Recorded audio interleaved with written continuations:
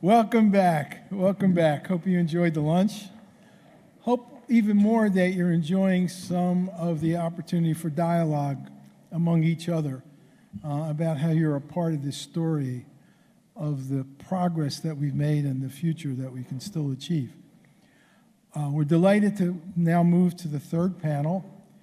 And in order to introduce that panel, it's my pleasure to introduce someone to you who, if anybody noticed the sidebar that just occurred when she shooed me up here on the stage and said, "You're on," you realize in many ways is kind of my boss.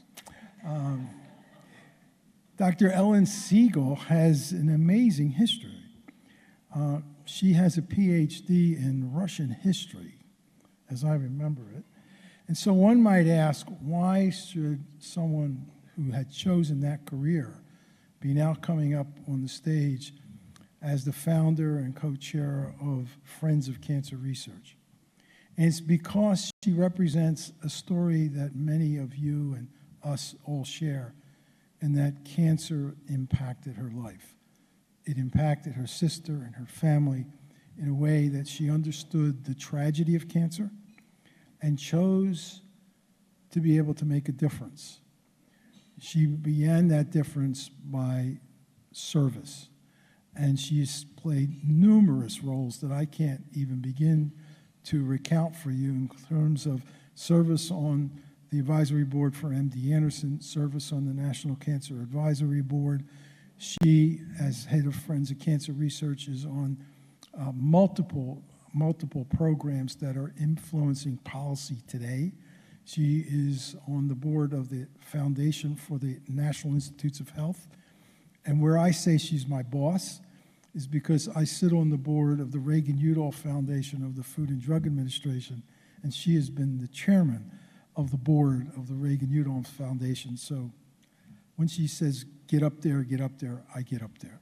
So it's my pleasure to introduce a transformational woman who has made such a huge difference in healthcare policy, both at the FDA and at the NIH and at the NCI, Dr. Ellen Siegel.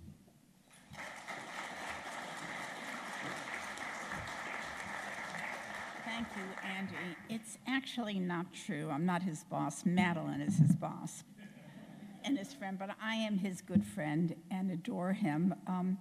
I chair Friends of Cancer Research, and I'm honored to have our vice chair here, Marlene Malik, who you heard from before.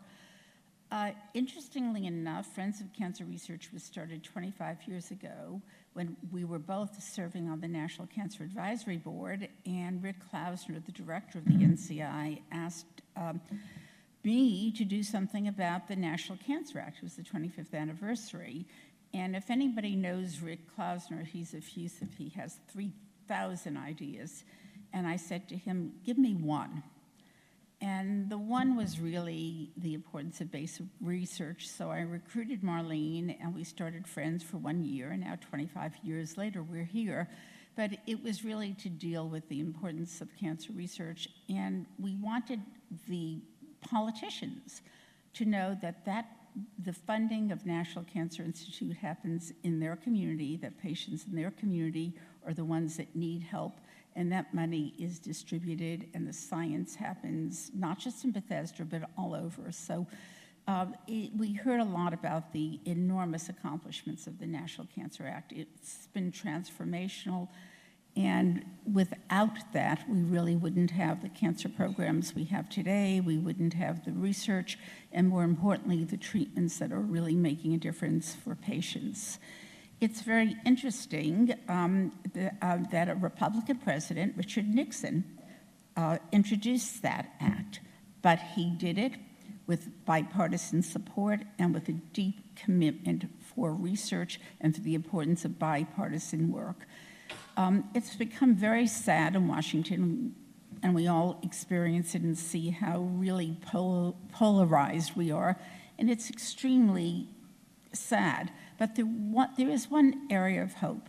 We are not polarized on the importance of research, health, and NIH funding, and the importance of helping patients. That's one area that we all agree on. Cancer is not partisan. It affects all of us, Republicans, Democrats, poor, rich, and it has an enormous impact on people that are underserved, and we need to do better. But we're very proud of the accomplishments, but we have a lot more to do. So this panel is going to be moderated by my dear friend, Ann Barker, who we have been in this battle together for a very, very, very long time. She's a dear and close friend, committed her life to cancer research. She too, like me, lost her sister from breast cancer and has a long list of accomplishments. She was deputy director of the National Cancer Institute. She serves up with Larry Ellison now at the USC. And I can't even begin to enumerate her accomplishments because we wouldn't get to the panel. But what we would get to is her humanity and her passion and her drive. And now we're going to go through the future. We've talked a lot about the past, but now we need to look at where we're going and what we need to accomplish. So thank you very much.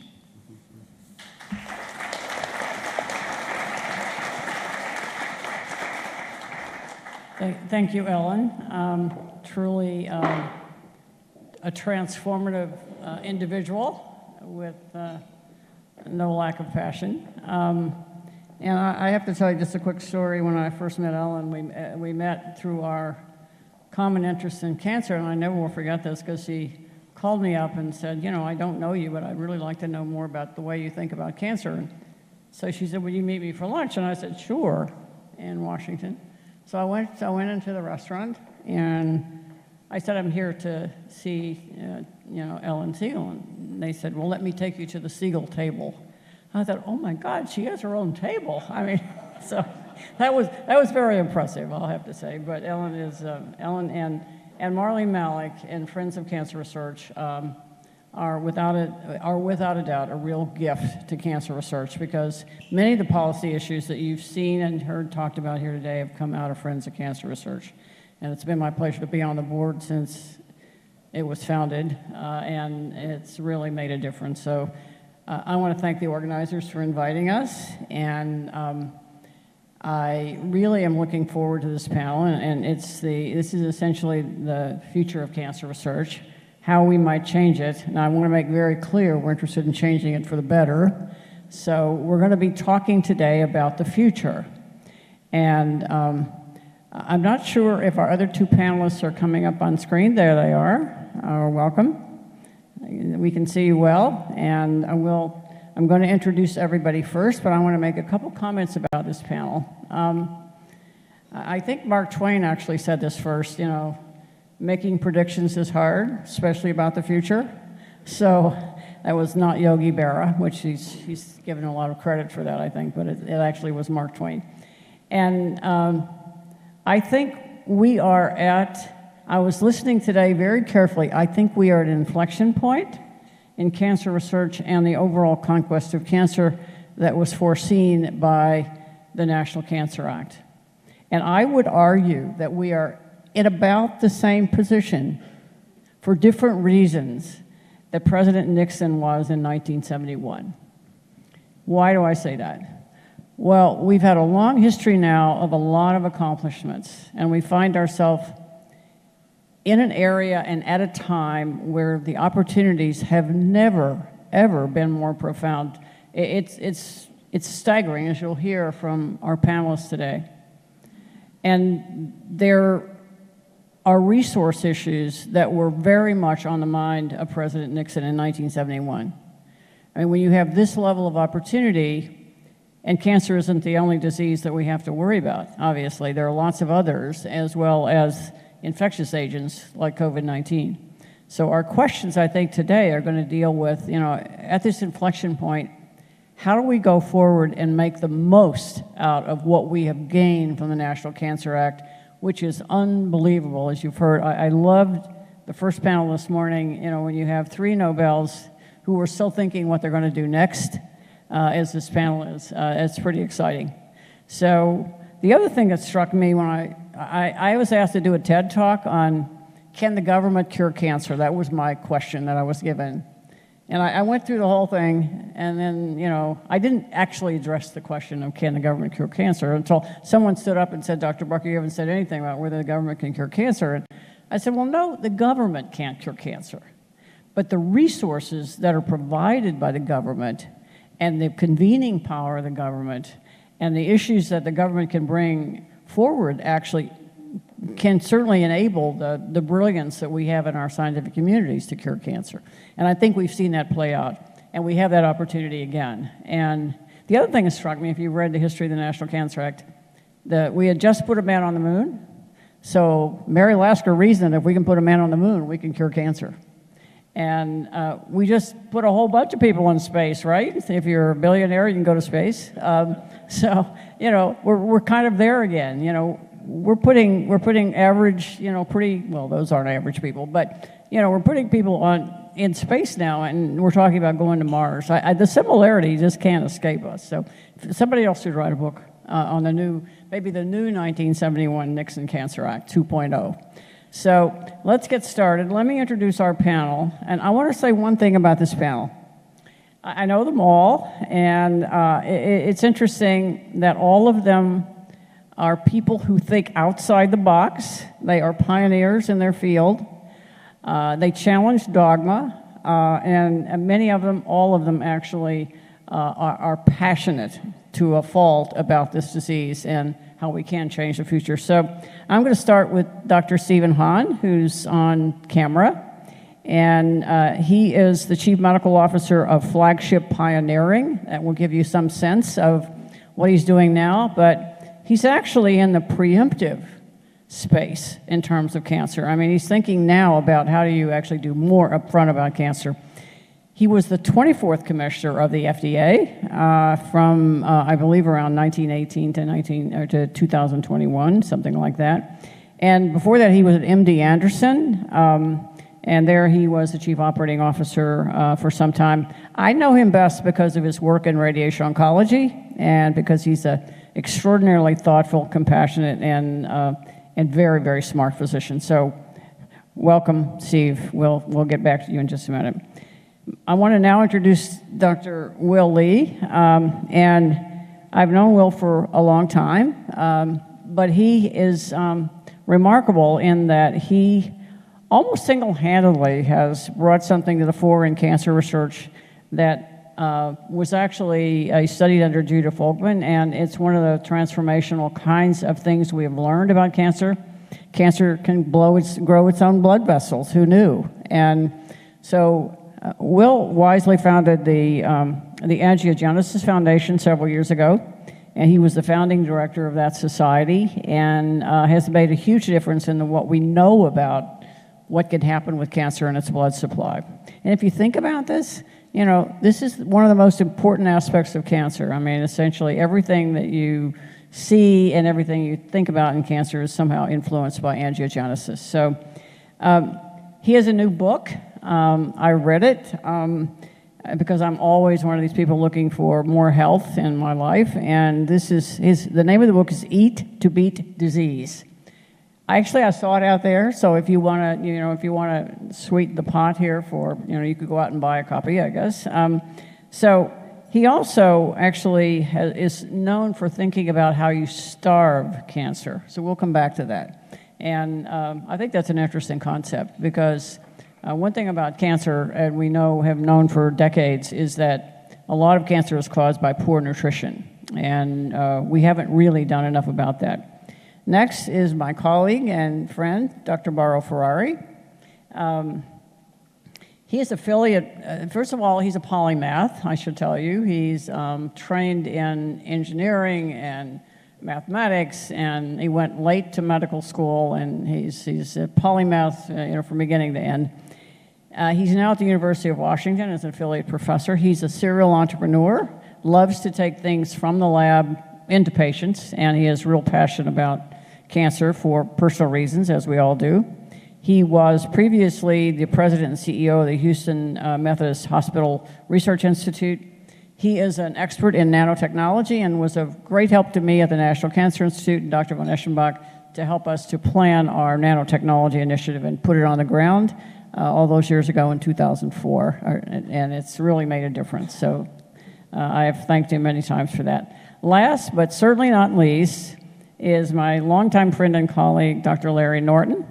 Hello, Larry. He looks, you can tell, he's very intellectual with all those books behind him there, so we know that he's going to have wise things to say. Larry is the senior VP and actually is in the office of the president at Memorial Sloan Kettering Cancer Center. He is the Evelyn H. Lauder Breast Cancer Center director.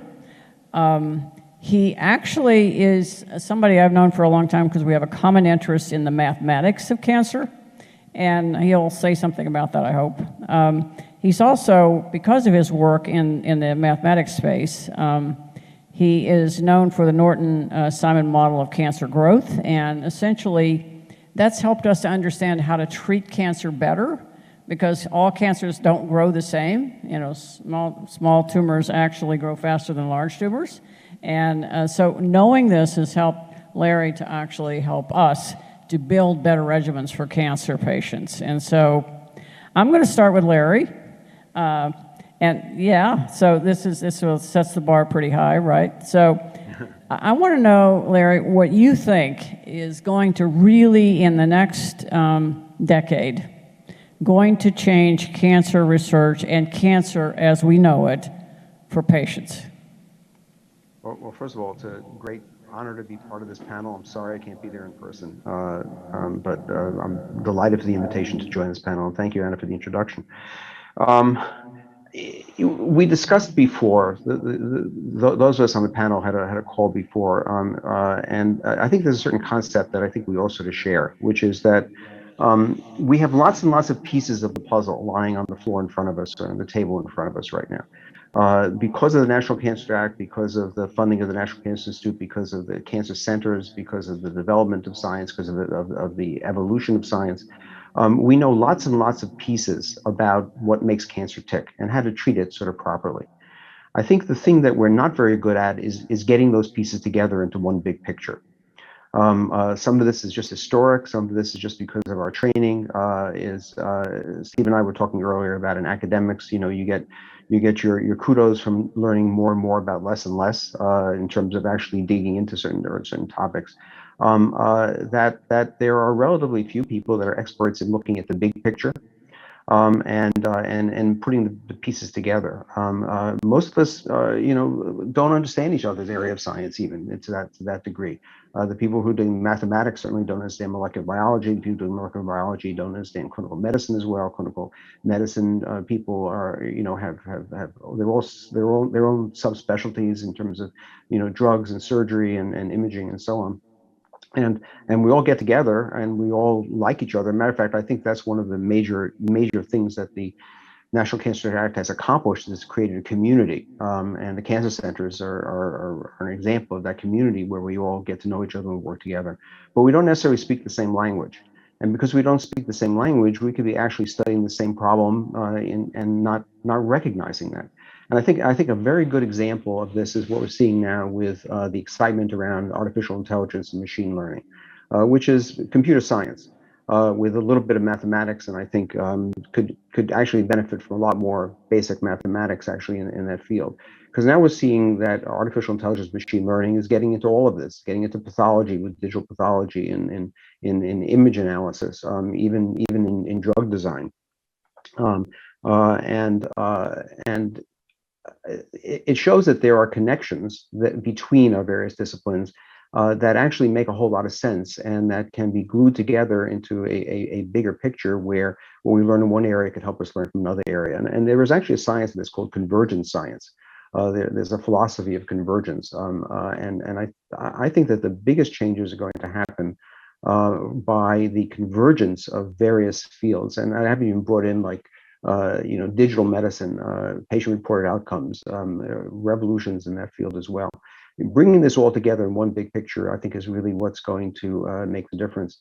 Many people have said over the years that we probably already know the answer to cancer. We just don't know that we know it because we haven't actually seen the connections between these various things. And I think that the next decade or two is going to bring a convergence of these ideas, and we're going to see really a dramatic change in our ability to to diagnose and treat, prevent cancer. You know, Larry, you and I are on the same page on this. And we work together. Actually, Stephen Hawking said sometime a few years ago that this century, the century on now, is going to be the century of complexity. And so I have this, I have this thing on my wall that says, embrace complexity if you work in cancer research.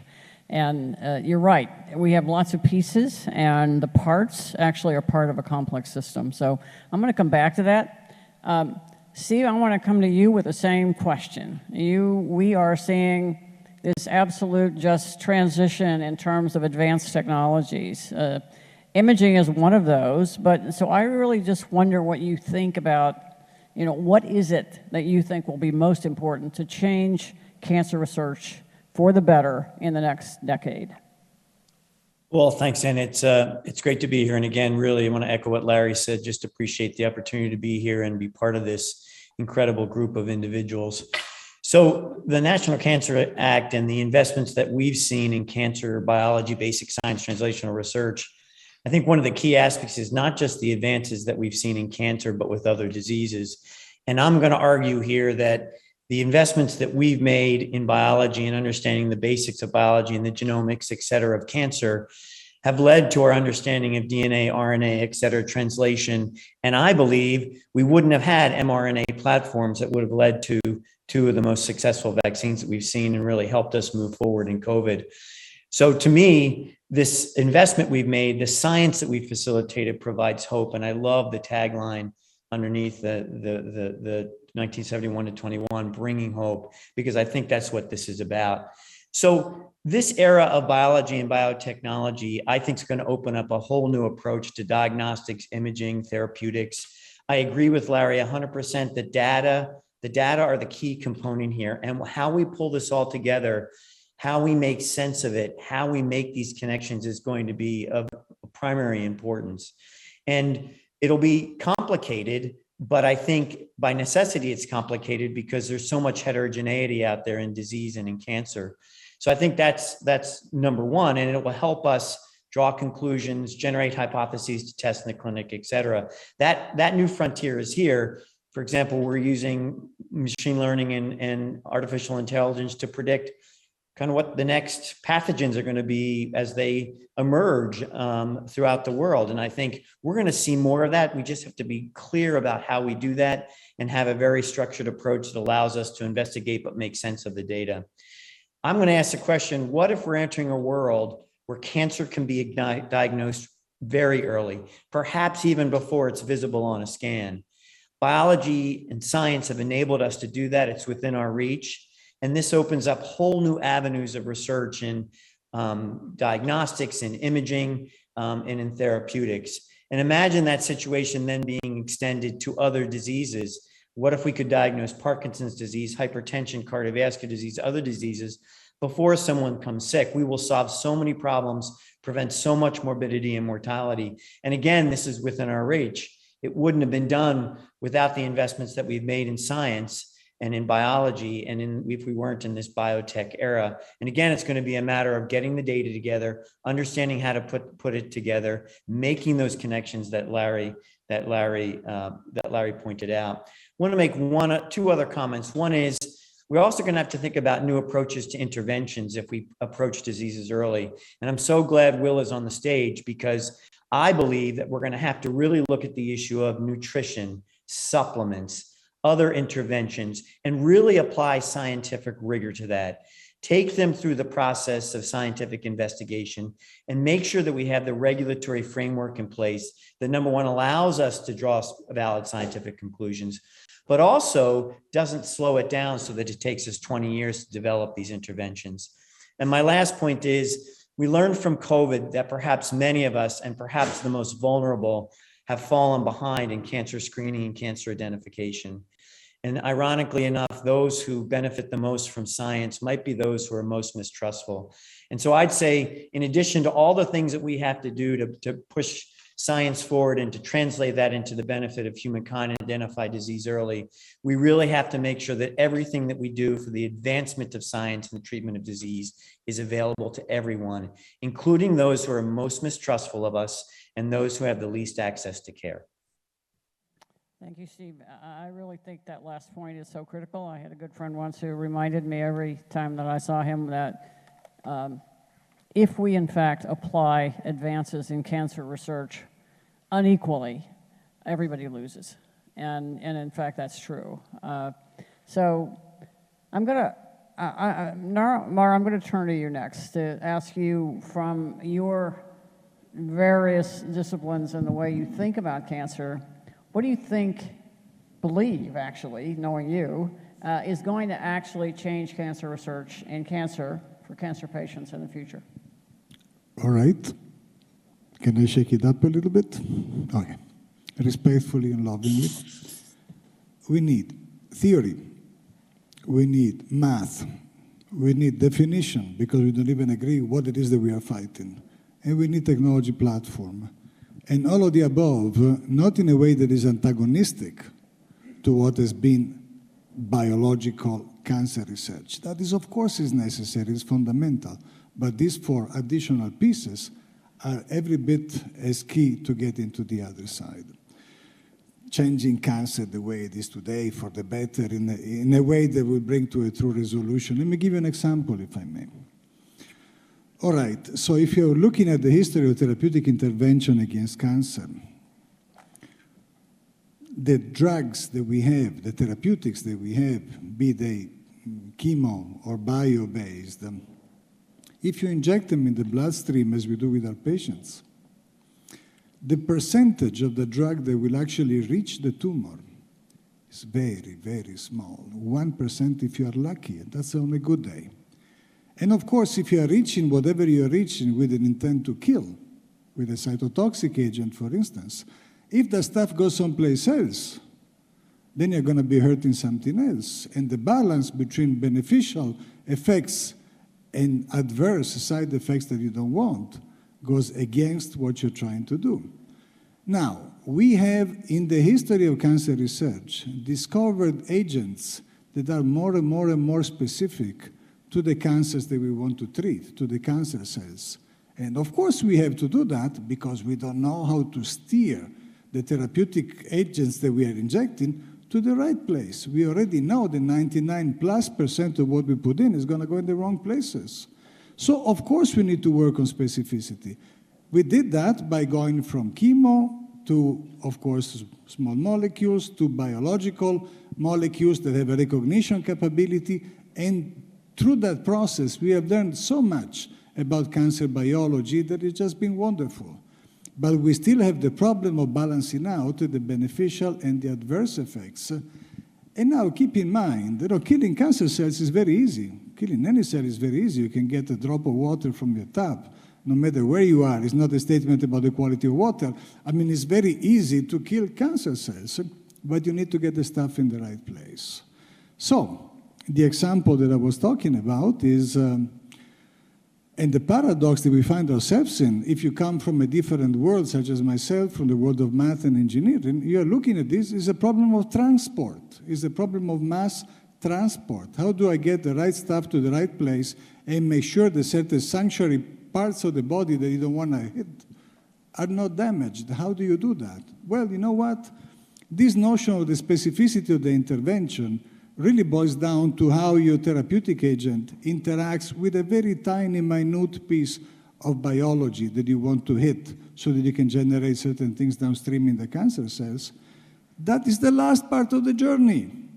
Getting there is 999 parts out of 1,000, and we do a very minute investment and study on that part of the journey. So we only work with the hand-to-hand combat once we reach the enemy, but we do almost nothing about getting to the right places, which to me is a bit of a paradox. Nanotechnology that was mentioned is one of the possible platforms to address some of these things. It's one piece which I think in many ways has already been bypassed by more exciting, more evolved technologies, even though it continues to bring, of course, nano drugs are around and have been used now for treating hundreds of thousands, perhaps millions of people. So that has been good, but it's just a step of the journey. So the platform part, nanotech and stuff like this, but the math part allows you to tell you what you need to work on. The process of transport in the body has incredible complexity. It is governed by what we call the biological barriers in the body and how they get modified in the process of cancer growth. We know almost nothing about those. We know a little tiny sliver of something about those. And to me, unless we have a holistic mathematical description of the entire process, we can just solve one little piece, while the rest of the problem remains unsolved and is going to get you through the window even if you close the door. So we need a tremendous amount of math. That's where I spent the last 10, 15 years of my life. One of the things that came out of that is this thing that now is called transport oncophysics.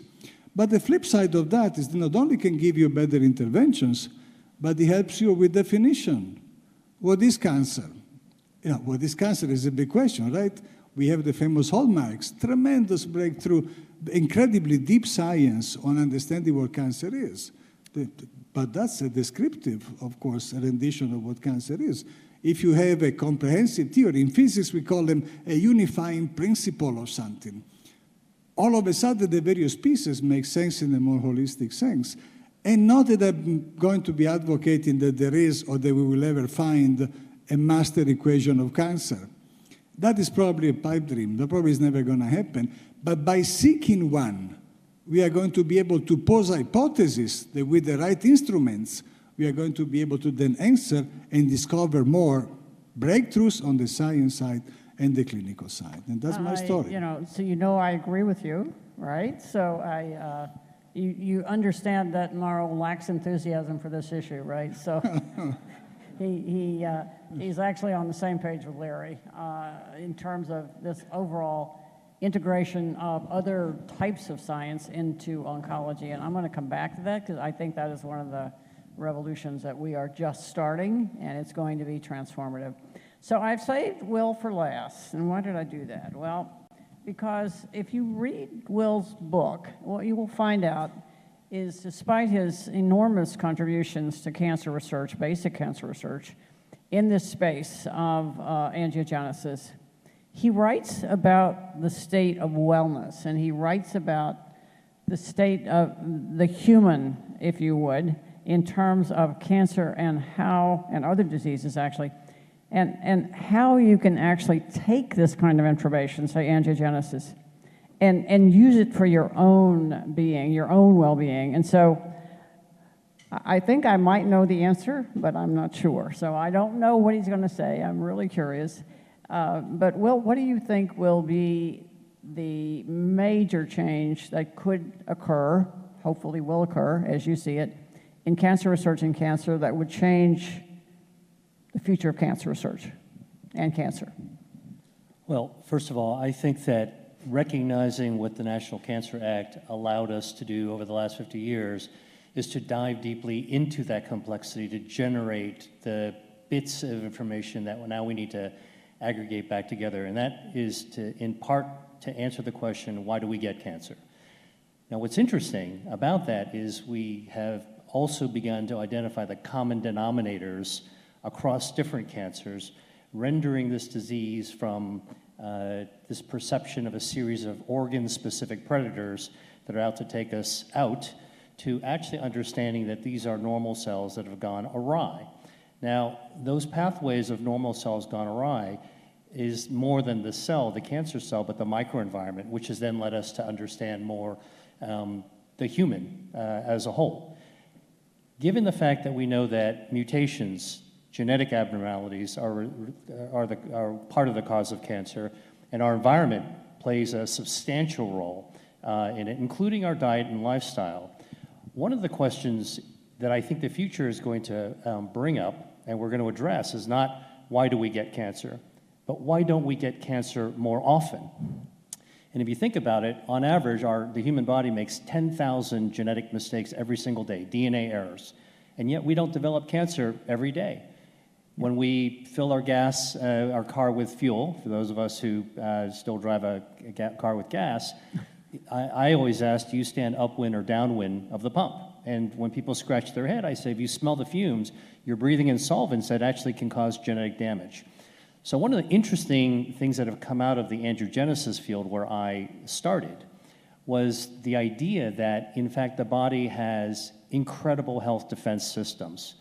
Our ability to regulate blood vessels so they help feed healthy organs but don't feed cancers led to the idea of an angiogenesis inhibitor, which led to more than a dozen FDA-approved drugs for solid tumors and some liquid tumors that cut off the blood supply to cancer. And I took part in that. But one of the interesting things that I started to realize is that, number one, all of the cancer patients that I was involved with treating asked me not what treatments should I receive, they asked me what I should be eating, doctor. Yeah. And I realized I had less than a month of education in nutrition in medical school, and I felt that was wrong. So I went back and wondered, could we use the same tools, same rigorous tools that Steve was talking about for drug development and actually study food using those same systems? So that's really kind of the emerging field of molecular nutrition, or food as medicine in a more colloquial sense. So if I told you that we could actually identify substances within food, food compositions, food extracts, and we could actually identify the same ability to be able to inhibit angiogenesis that could starve cancers, or to be able to target cancer stem cells, which we cannot actually do with drugs right now. That's a holy grail, but there's evidence that foods can actually target cancer stem cells. Like green tea studies have been done. Purple potatoes have been studied to look at that. This is a highly dispersed field, early field of research that use the same tools of molecular biology and cancer research to take a look at what foods can actually do. And then we take a look at the gut microbiome, which is influenced by the food we eat, and antioxidants, which, is, I think, Could you remind us, Will, what percentage of our bodies are made up by bacteria? Pardon? What percentage of our bodies are really, we're really mostly bacteria, right? Well, there's about 40 trillion human cells by last count, and our bodies contain 39 trillion bacteria, most of which live in our gut. Right. And if 70% of our immune system, which we talked about some of the breakthroughs this morning, live in our intestinal wall, our gut basically communicates with our immune system, which is critical for immunotherapy. And in fact, we now know that basically if you are deficient in at least several gut bacteria, your chances of responding to a checkpoint inhibitor, immunotherapy, is diminished greatly. So how do we actually restore that ecosystem? This is a systems biology and a complexity question that we need to be able to address. For DNA, it's not just antioxidants, but it's actually DNA repair. It's actually helping to control the telomeres, the caps and end caps, protecting our DNA, and of course, immune systems. This delicate balance between inflammation, which can be chronic, and not just for cancer, but actually for a whole series of other diseases, versus immunodeficiency, versus autoimmunity, finding that right sweet spot, which we've actually been able to do in some cases. By the way, I have to personally thank the work of the National Cancer Act, because my mother at 87 is a long-term survivor, cancer-free, from metastatic endometrial cancer. Wow. So we've been able to do this. I've felt personally how important this is, but to truly gain, to make a breakthrough for the future, to make equality and access available to everyone, we cannot simply rely on chasing a horse out of the barn, using expensive drugs that we have to get an ROI on, but look at prevention as the ultimate leveling of the playing field for cancer. And I believe that food and nutrition is part of that solution. So I want to pick up right there and talk a little bit about, Steve, what you brought up, which is essentially, can you really think about preemptive oncology? In other words, we have several tests now, some approved actually when you were FDA commissioner, that can detect cancer very, very early, before there's any sign of cancer anywhere. We now have a test out now, that's from Roche, that's going to predict 50 different types of cancer. It's in trial now, very big trial. And the data actually look pretty interesting. So how do you think that's going to work? I mean, those tests are probably not going to tell us much about how aggressive that cancer is, or, so what's next in this field? So this issue of are you asking me, Anna? Sorry. Yes, I am. Okay. So this issue all of these places, so you have to know the answer to this. This concept of multi-cancer early detection, I think, is an important one. And the question you first asked is, can it be done? And I think the answer is pretty clear that yes, it can be done. The real question is, what are we going to do with the information? And this all ties together what we've heard about in this panel so far. So I think the science and the biology is there to ultimately get to the point where we can detect a cancer before it's visible. And when you think about that, and I was talking to a colleague from my old haunts at MD Anderson, they said, well, so what? What are you going to do about it? But if we don't actually make the step to make that diagnosis, we'll never figure out what to do about it. Now, it's going to take, obviously, an understanding of what those signatures mean and the basic biology of how cancers develop and progress, because you brought up a really good point. Which cancers need to be treated, which don't, and that's certainly a basic underlying aggressiveness issue, but it's also an issue of, I don't know who said it, might have been Larry, but we might have a cancer develop in one of us every week, and our immune system takes care of it, or we're exercising and we have the right diet, and it goes away spontaneously. I mean, I'm just conjecturing here, but the point is, we need to understand that and apply rigorous science and understand what it is that leads to the progression of a cancer from detecting it in the blood, ultimately to the formation of a tumor. When we understand that biology, we'll better be able to intervene. And one last, and so it's really investment in research there, but it's actually taking these measurements and then beginning to understand what happens to these people. And we're going to have to address issues like the aggressiveness, lead time bias, overdiagnosis, all those issues. We can't be afraid of them, because I think science will allow us to get out of that and figure the answers to that. One last point, Will's point about molecular nutrition. We also have to intervene with therapeutics that have a very wide therapeutic index, that don't cause a lot of toxicity, but have the appropriate intervention. And we will need to invest in some of these approaches that I think will get us to a place where we can give safe, effective therapies early before cancer develops. Anna, there's a common theme here. Larry. Or I don't want to interject, but go ahead. There you are. Yeah, no, I'm very excited about this panel because there's a common theme here that we're all really talking about, but I think it has to be said. One of the areas in biology where we have one of the greatest lacks, and where we have a great need, and where physics has really surpassed us, is that we're very good at measuring absolute states, but we're not very good at measuring and understanding rates of change. The big revolution in physics, calculus, was all about rates of change. We don't have a calculus. And I agree with Mauro, there won't be one equation for cancer or even one equation for biology, but I think there will be a class of equations. There will be an area of mathematics, and that mathematics is going to have to talk about rates of change. And that's not something that we're good at, that we talk about a lot, that we know how to measure, that we've had the tools to measure until now. But I think now with modern imaging, with cell-free DNA, for example, with other tools in assessing the finely tuned immune system, and even in looking at the progress of medicinals through the system before it actually gets to the target in the cancer cells, all of these are topics related to rates of change. And I think that we have to start thinking more about that in biology and bring a mathematics to it. And I think it's going to be a different mathematics than calculus, because it's much more complicated. It's going to involve other topics. And so we're going to have to bring people to the table who understand some of the real advances that are happening in modern theoretical mathematics that have not been brought to the table, to really make sense of everything that we've been talking about, all the specific topics that we've been addressing.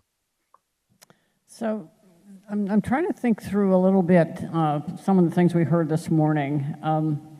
And it strikes me that we incessantly in oncology always talk about very early detection, and I think we're moving toward very early detection.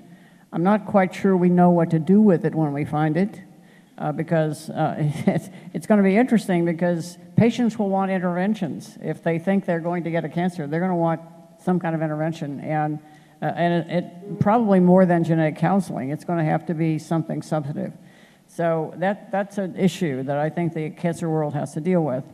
The other thing that strikes me as came up this morning and has come up, and I think Larry mentioned this, I think Mauro mentioned this, the time it takes to develop a therapeutic in this country, or any country actually, is ridiculous. I mean, and costs $1 billion, and it costs more than $1 billion. And the therapies are, to be honest, I mean, we talk about precision medicine, but we don't have that many truly targeted therapies, and we're sequencing patients now. We're giving them a profile, right, with a lot of genes that are altered.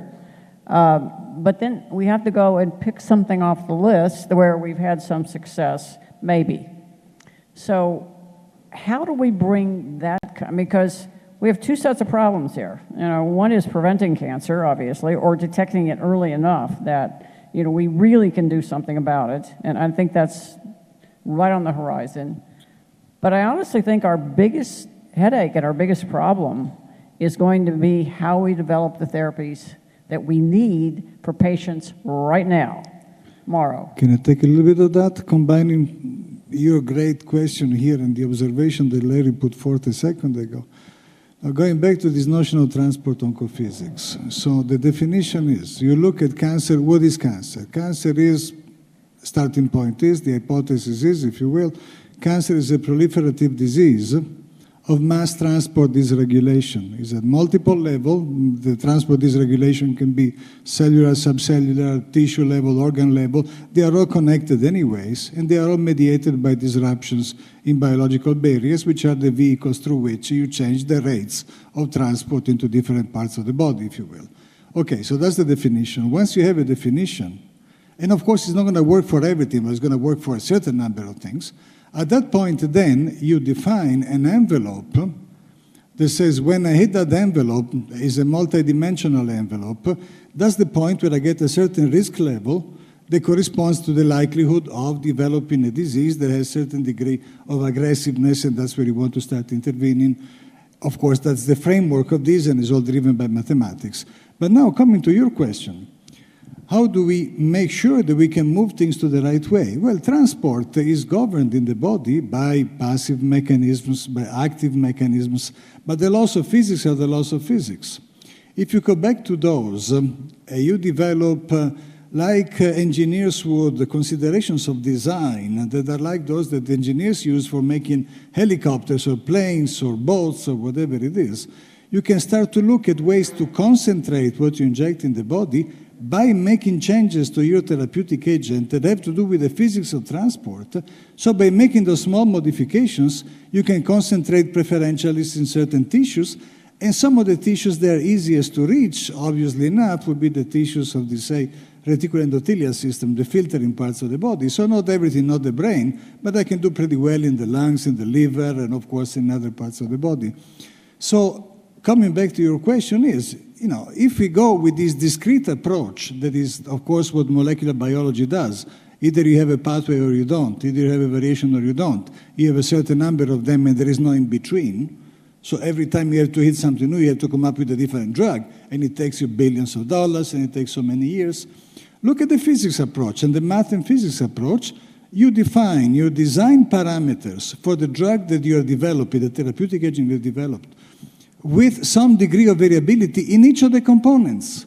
FDA allows for that. There is a certain degree of variability that allows you to do that, and all of a sudden, staying within that range of change that is possible, that is allowable by the regulatory body, you really get different distributions in the body, different degrees of penetration, different rates of actions, and all that stuff. Is a new way of looking at this.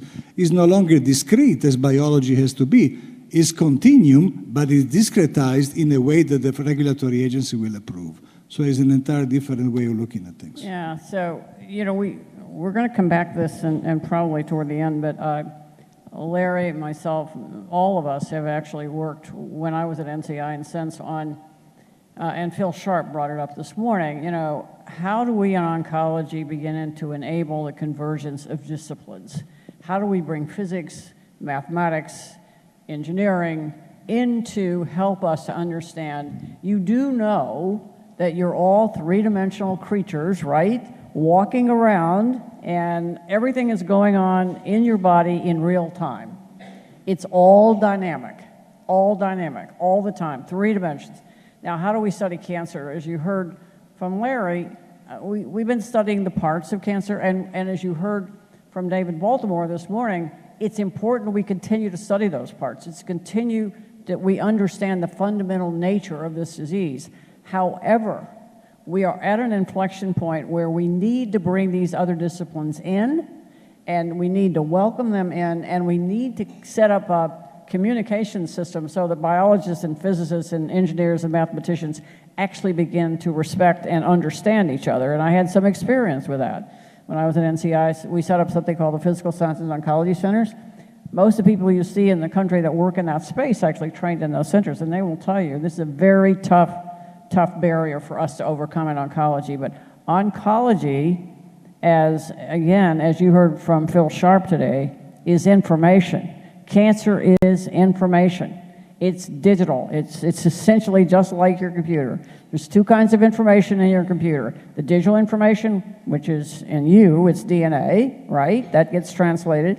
But the second type of information, which is more important, is the kind of information that Will works on, is the analog information. It's the context in which you set that cancer. And he talked about context. So I want to use that as an entry point. And anybody can work on this that wants to, and I don't have an answer myself. But I'm trying to think about the barriers we're trying to overcome in oncology. One is early detection. Other one is better cancer therapies and delivered more appropriately and at less money. We're not going to deal with the less money today, but they have to be more affordable because we have to get them to all the populations. But the big elephant in the room is metastasis, isn't it? We have not in these 50 years conquered metastasis. And if you have metastatic disease, we are really still stuck. And I want to know what you think about what we could do to move the needle on understanding and controlling metastatic disease. Because we can cure a lot of cancer right now, but I know the man who's going to speak up on this first, who spent a lot of his life thinking about that, and Will's spent a lot of his life thinking about this, and Mauro has as well. So what do you think? Let's hear it. Larry, well, let's go. Let me just jump in because I'm not on the stage, so I can't see who else is ready to talk. So I'll just sort of jump into this. I think Anna, you're amazing because every time you're saying something and I write down a word that I want to bring a new word into the conversation, you already hit that new word in your next sentence. So you're always a step ahead of me. And when you talked about the fact is that we're thinking very digitally about biology now, which makes a whole lot of sense. But it's really an analog process, and analog processes have different mathematics than digital processes. So that's got to be taken into account.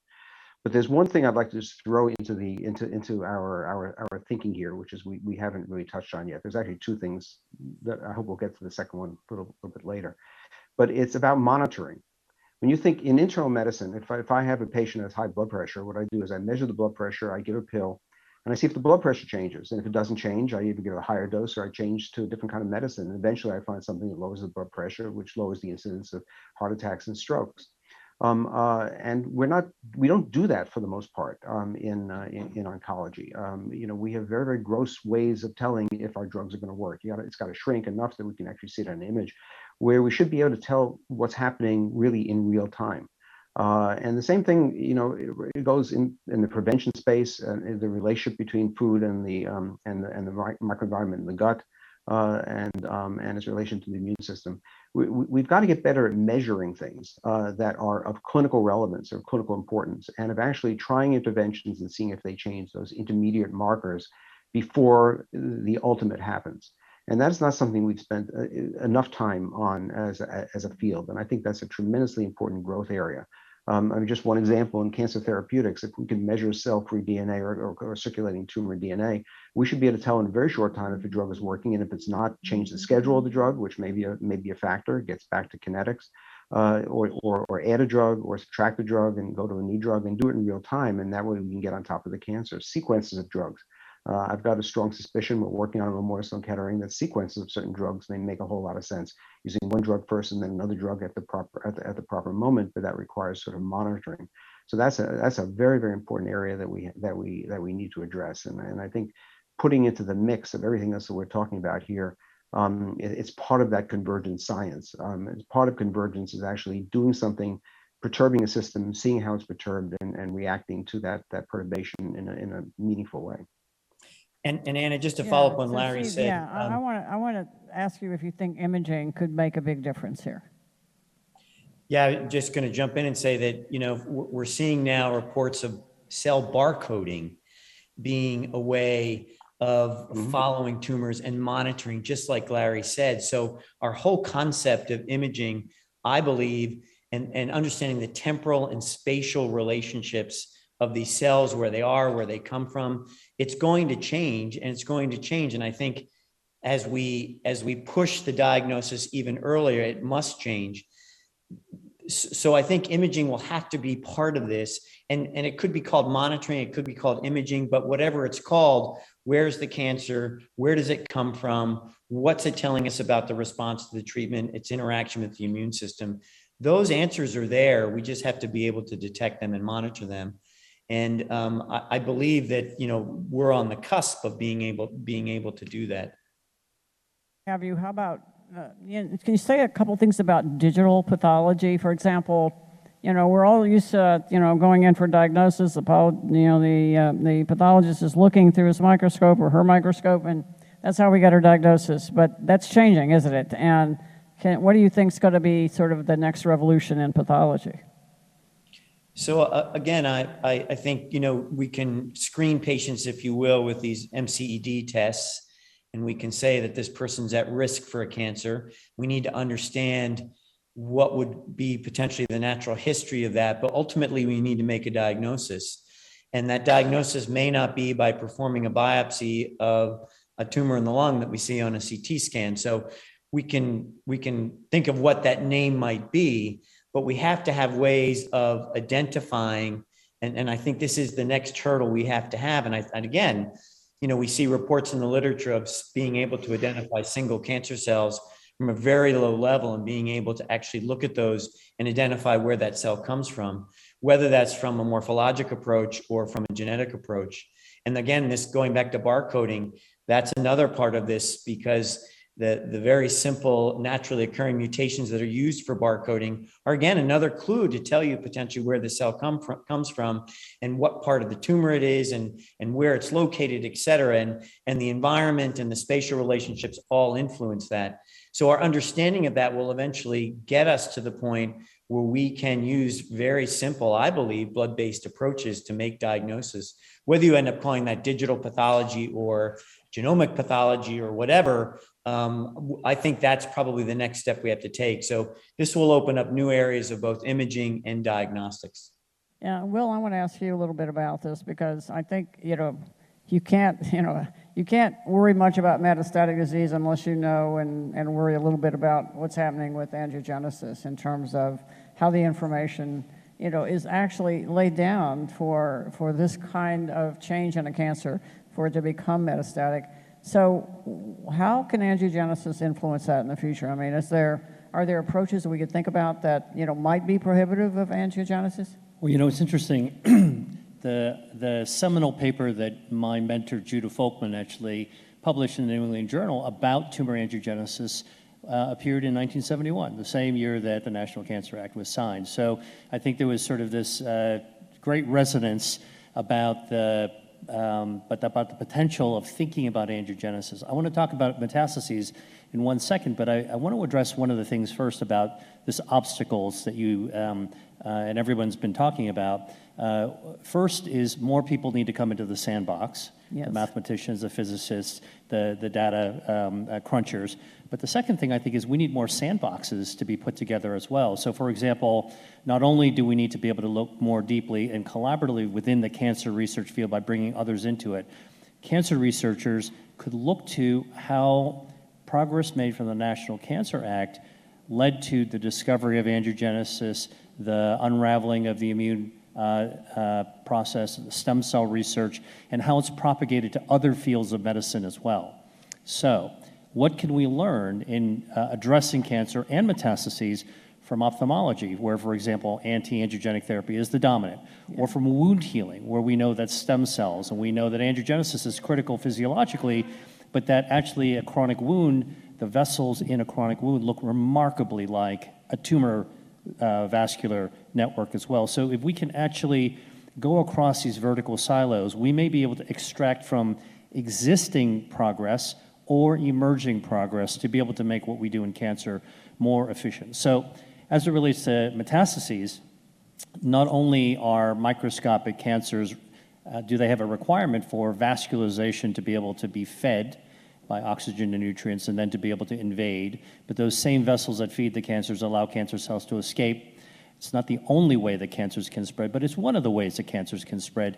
And then those microscopic spreading cancer cells need to be able to implant into the next environment where they are still microscopic until they can actually replicate that process again. So understanding the primary and the pre-primary, which is really pre-medicine, which is pre-cancer, it's going to give us a lot of clues to understanding how to actually chase metastases. So I would actually argue that the best way to think about how to wrangle metastatic disease is to really invest heavily in looking at that pre-cancerous state so we can intercept the metastases in a way that we would intercept the primary, and then look at who's at high risk, and then figure out how to diagnose and how to monitor, and then bring all those tools that we've been discussing. To change the process, essentially. Yeah. Mauro, I was very enthusiastic and thought by now we would have a nano device or a nano construct that would actually prevent metastasis.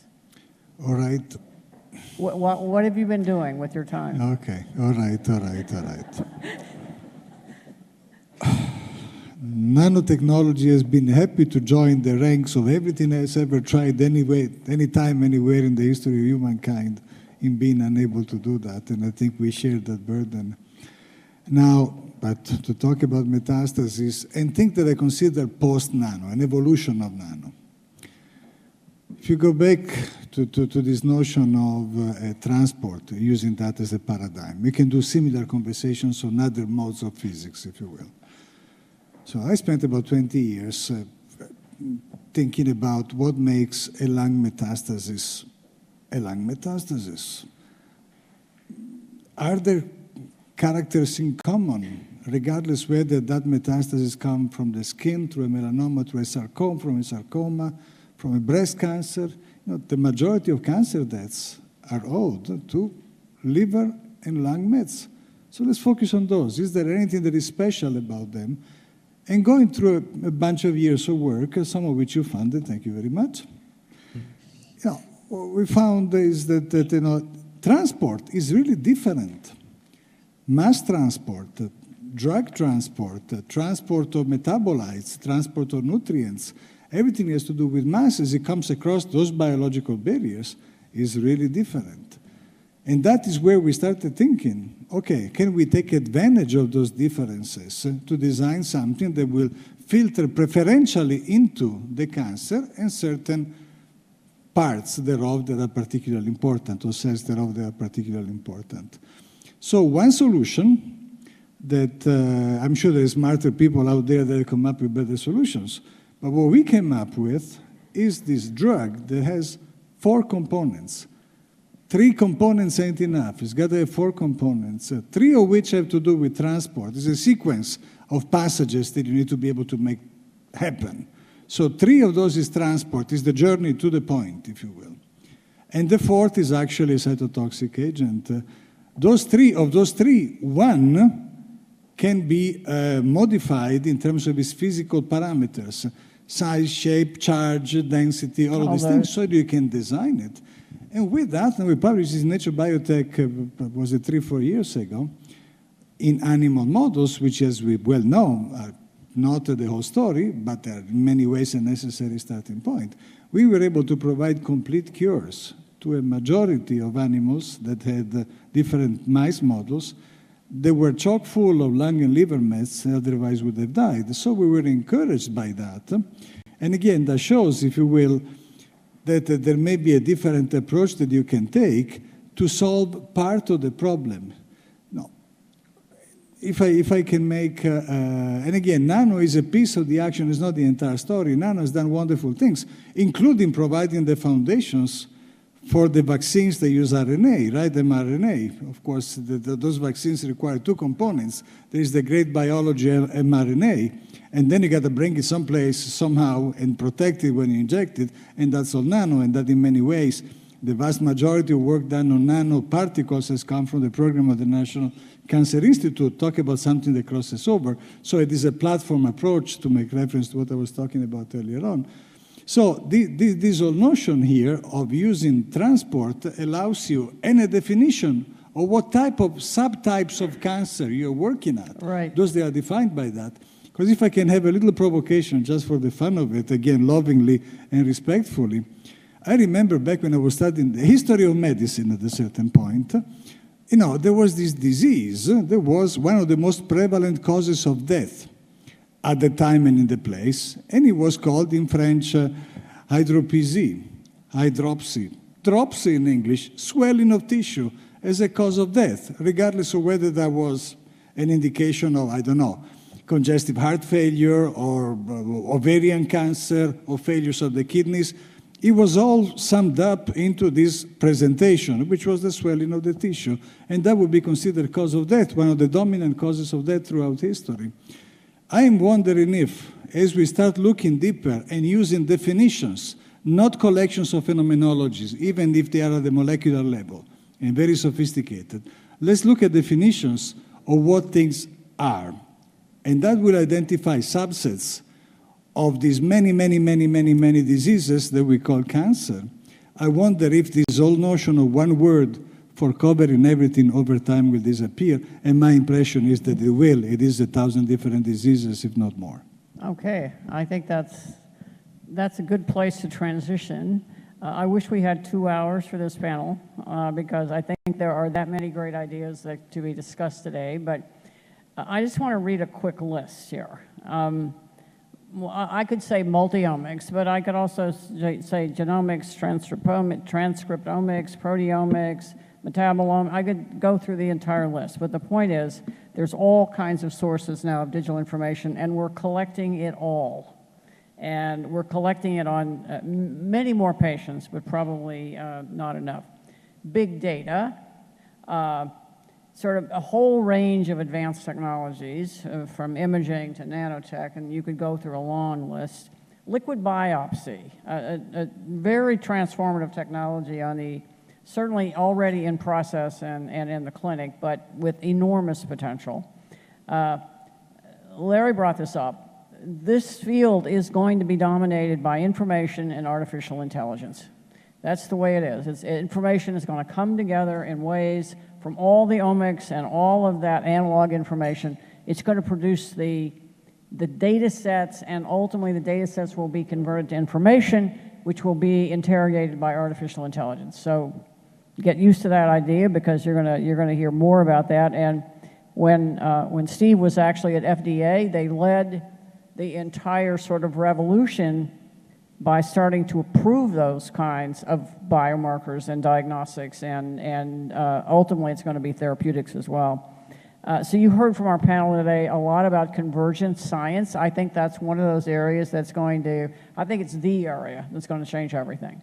And if you can follow up on Larry, we're all talking really about the same thing. We're talking about the convergence of all of these areas of science that are so complementary to oncology, and oncology to all of those areas. And we need to figure that out. There's so much coming in terms of quantum computing and areas that we're not even getting into today, that people will say, oh, it's so far over the horizon. But how many people have one of these who didn't have one of these 10 years ago, right? I mean, technology changes everything in biology, and I would argue that the next decade is going to be transformational. I think we are at an inflection point. I think we need to bring these disciplines together. The convergence is going to be everything. But there's been another revolution. Aside from, the genomics revolution, we've had a revolution in cell biology and molecular biology, and now we're having a revolution in data science and information. But we've had another revolution, and that's the patient revolution. So patients and patient advocates are very much a part of our process now in oncology. They sit on our panels, they involved in our research, they're making a difference. And so we talk about precision medicine and personalized medicine, but in just one sentence, what do you think in the future what do you think that the role of patients is going to be in changing the future of cancer? Will? Well, I think patients are at the heart of why those of us in medicine went into medicine. I want to bring two contextual things that resonate with... We have to close quickly, so you have to go quick. Yeah, the National Cancer Act as sort of you said, inflection point. Today, we actually are, I think, we're facing with a pandemic. We're beginning to discover the inflammation regarding that involved with COVID is likely to actually open new doors of opportunity and new patient needs to study the risk of cancer in people who have recovered from COVID. Number two, I think people need aspirations, including patients, of where to go next. You mentioned the space program. The National Cancer Act and Richard Nixon actually was framing the context within space exploration. I've been involved with some of this as well. In the future, when humans become extraterrestrial and we leave Earth orbit and we actually wind up encountering galactic radiation. You heard it here first. We're leaving. We encounter galactic radiation. One of the big risks is going to be damage to our genomics. And so what can we do anticipating the future that's aspirational for humanity that we can bring down to Earth today? All right, quickly, Mauro, what do you see as how patients can change the future of cancer research? All right, it's all about the patients. Thank you, Tremendous. Exactly. To me, I'm reflecting back to the National Cancer Act. And the National Cancer Act, we have been talking in this session and in the prior sessions, essentially comes down to building bridges. Bridges between disciplines, between approaches. It's all about bridges, but the most important bridge of it all is the bridge between the research laboratory through the clinician to the patient. And that is what the National Cancer Act of '71 established most effectively, creating a paradigm for the future. So again, one more time, as we look at the future is inspired by the past. Is this on the shoulder of a giant, and the giant is this 1971 great accomplishment of humankind that we're here to celebrate, because it puts focus in so many ways, it puts it on the patient. I agree. Steve, how can patients change the future of cancer research? By helping us get out of our own way and removing us from our blind spots, by emphasizing what's important, because what's important to the patient is ultimately what we need to focus on in addition to the science. And then finally, every day we meet with patients and patient advocacy organizations. It reminds us that hope is necessary, hope for a cure, hope for moving forward, and that science brings that hope. So it all comes together with the patient. And that's what the 21st century, that's actually what I think our 21st century is about right now, is hope, as it was in 1971. Larry, we started with you, we're going to close with you. Nobody I know has had more impact on cancer than this man right here. Well, by working with patients. The thing that patients bring to the table, which is not often identified, is that patients think big. As scientists, we tend to think small. We tend to think about our particular area, of focus. And the question, that the voice of the patient at the table is always, okay, that's a very nice piece of science. How does it affect me? How does it affect my family? How does it affect the rest of the community? And thinking about the totality of the problem, including all the social aspects and psychological aspects and environmental aspects, is something that the patients bring to the table. But they also bring something else important. And I want to close with Mark Twain, because you opened it with Mark Twain. My favorite Mark Twain quote from one of the books is, it's not what you don't know that gets you in trouble, it's what you know for sure that turns out to be wrong. The patient voice makes us question what we're sure of. And by questioning what we're sure of, it makes us think differently about the processes. And in that comes creativity.